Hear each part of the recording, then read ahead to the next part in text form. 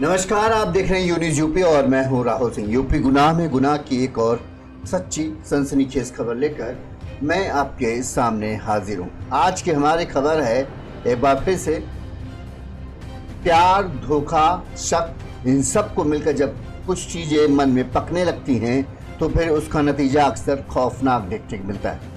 आपसी रिश्तों में शक, अपमान की भावना और फिर गुस्से में लिया गया एक ऐसा फैसला जिसने एक जान ले ली।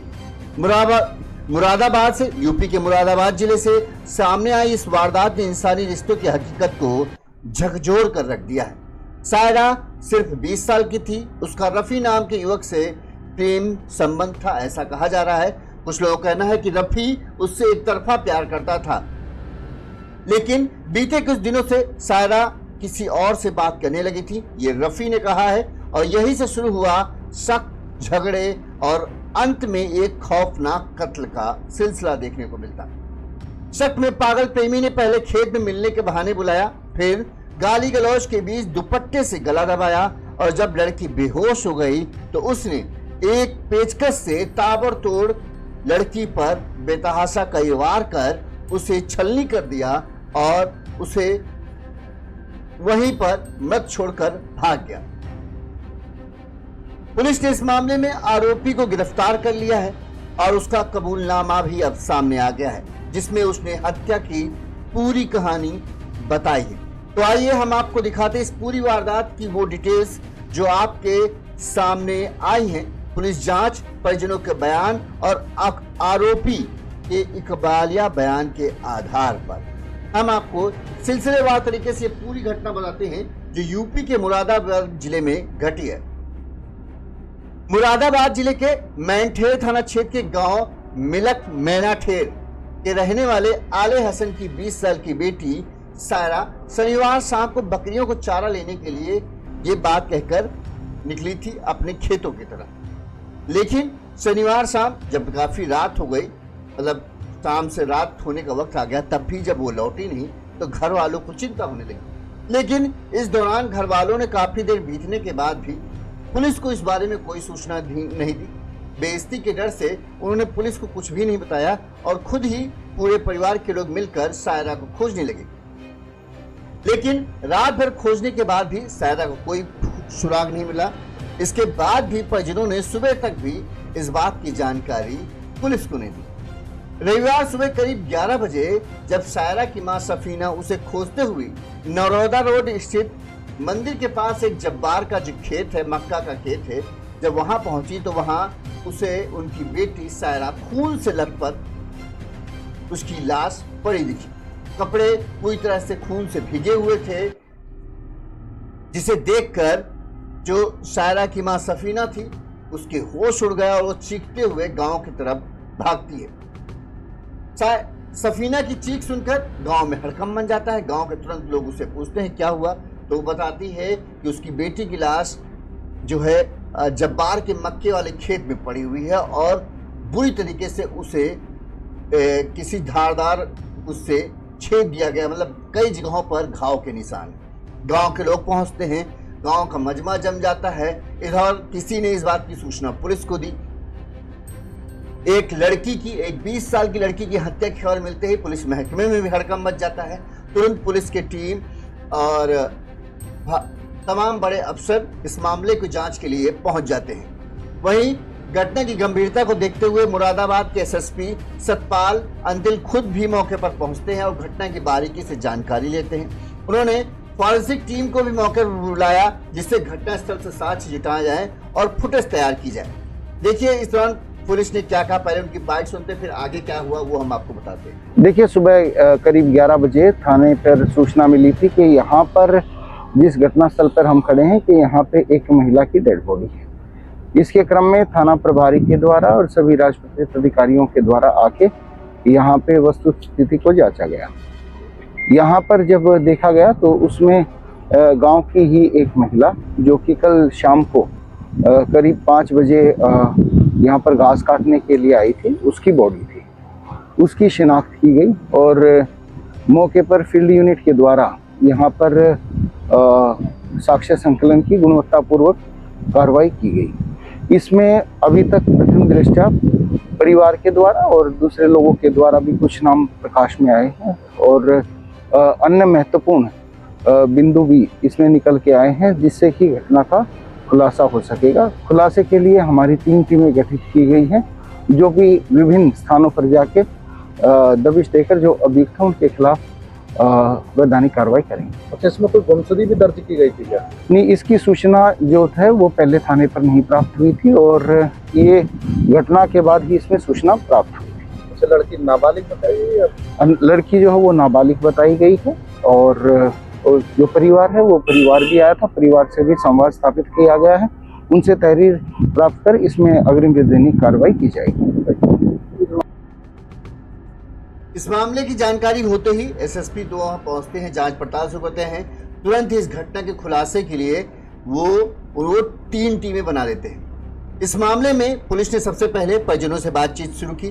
सबसे पहले परिजनों से ही, इस तरह के केस जब होते हैं तो परिजनों से ही पूछताछ की जाती कि उन्हें किसी पर शक है क्या, किसी से झगड़ा हुआ था क्या, किसी ने कोई धमकी दी थी या कोई पुराना मामला है।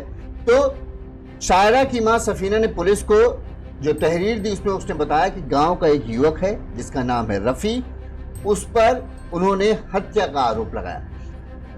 सफीना ने बताया कि उनकी बेटी सायरा को रफ़ी लंबे समय से परेशान कर रहा था, वो उसे अपने प्रेम जाल में फंसाना चाहता था और सायरा जो थी वो बार बार उसे मना कर रही थी, लेकिन रफ़ी जो है वो मानने की तैयार नहीं था।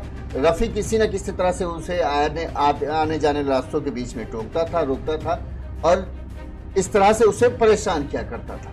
इन्हीं आधारों पर इस बात की भनक परिवार वालों को थी, लिहाजा उन्होंने सबसे पहला अपना शक जो गांव का लड़का था रफ़ी, उसके ऊपर डाला।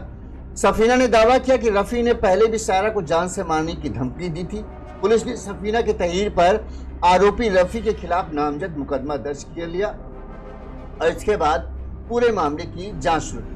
वहीं इस तरह से बेदर्दी से जिस तरह से हत्या की गई थी, पूरे गांव में मातम पसर गया। खासकर महिलाओं और लड़कियों में डर और दहशत का माहौल है। ग्रामीणों ने प्रशासन से मांग की कि जल्द से जल्द आरोपी युवक को गिरफ्तार कर उसे कड़ी से कड़ी सजा दिलाई जाए, क्योंकि जिस तरह से हत्या की गई थी, पोस्टमार्टम रिपोर्ट में आया कि एक तो लड़की का गला घोटा गया था, दूसरी बात लड़की के शरीर पर कई छेद के निशान थे। ऐसा लग रहा था किसी धारदार हथियार से बार बार उसके शरीर को घोंपा गया है। अब क्या था धारदार हथियार, वो जब पुलिस ने आरोपी को पकड़ा तब सामने आया। हत्या की जांच के लिए पुलिस ने 3 अलग अलग टीमें गठित की। इसके साथ ही एसओजी को भी जांच पर लगाया गया।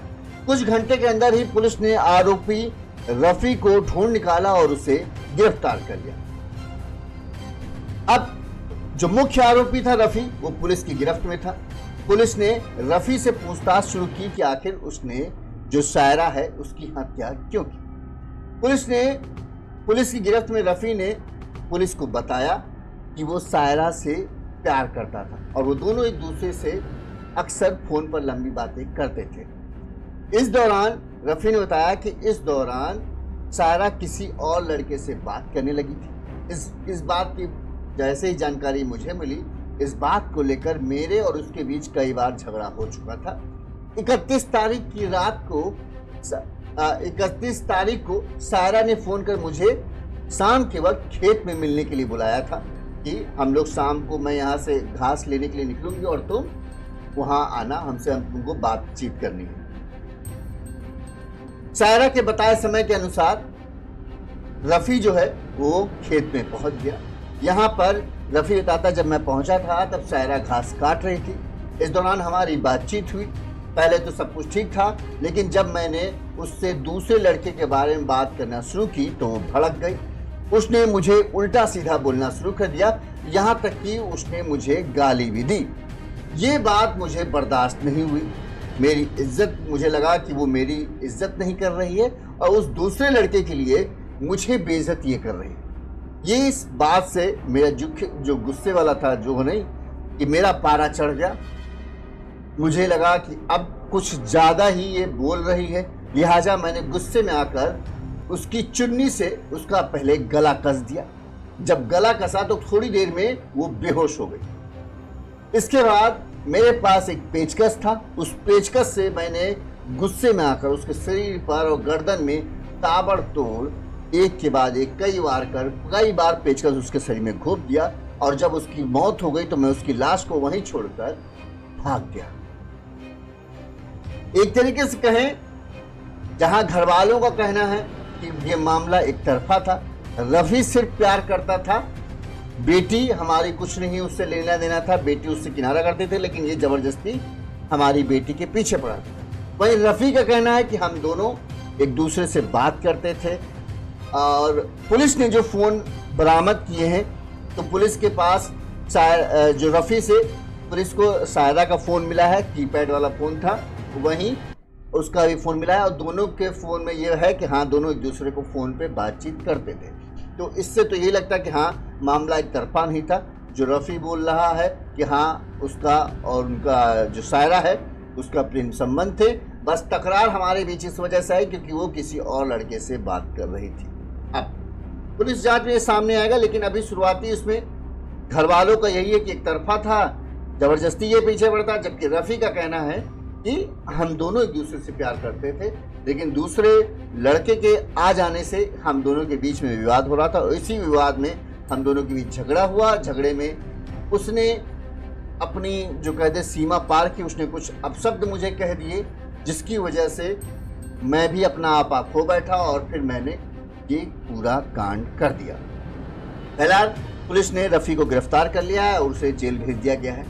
अब इस मामले में तो यही कहा जा सकता है, हम एक शायरी कहेंगे छोटी सी, प्यार किया था बेइंतहा किया था, ये रफ़ी की तरफ से शायद है, लेकिन जब शक ने दस्तक दी तो मोहब्बत की कब्र खुद गई। मुरादाबाद की सायरा, जिसे किसी ने अपना कहा, उसी अपने ने उसे मौत की नींद सुला दिया, और वजह सिर्फ इतना कि वो अब किसी और से बातें करने लगी थी। गुस्से में अंधे प्रेमी ने पहले चुन्नी से गला घोटा और फिर पेचकस से ताबड़तोड़ वार कर दिए, जैसे उसकी रग रग में सिर्फ नफरत बची थी मोहब्बत में। जिस बेदर्दी से उसे मारा गया ना, उससे बस यही कह सकते हैं कि उसकी जो प्यार नहीं था, नफरत से उसके दिल में रह गई। अब जाते जाते हम एक शेर सुनिए जो शायद इस दर्द को बयां कर सके। तुम्हारी चाहत में हम सब कुछ लुटा बैठे, तुम्हारी चाहत में हम सब कुछ लुटा बैठे, वो बदगुमानी थी या मोहब्बत समझ न पाए, वो बदगुमानी थी या मोहब्बत समझ न पाए। जिस रिश्ते को बचा सकते थे कुछ खामोशियों से, उसी रिश्ते को हम गुस्से में मिटाए। इस खबर पर अपनी राय जरूर दीजिएगा। इसी तरह से गुनाह की तमाम खबरें हम आप तक पहुंचाते रहेंगे। देखते रहिए यू न्यूज़ यूपी। आप कमेंट करके हमें बताइए, रफ़ी ने जो किया, क्या आपके हिसाब से लग रहा है एक सच्चा प्रेमी यही करता, या वो अपनी प्रेमिका को छोड़ देता कि ठीक है, तुम्हें जो भी करना हो करो। आप हमें कमेंट करके जरूर बताइएगा। नमस्कार, देखते रहिए यू न्यूज़ यूपी।